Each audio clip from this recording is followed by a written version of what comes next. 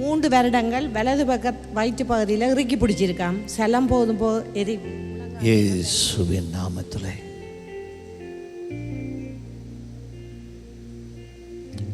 in the name of Jesus,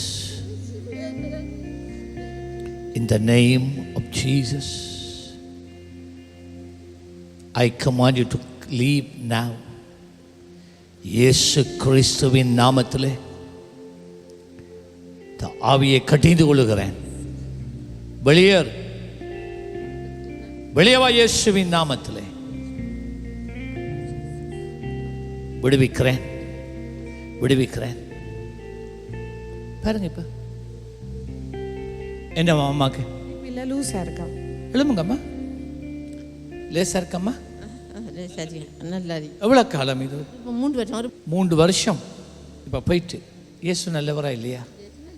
இயேசு நல்லவர். சரி,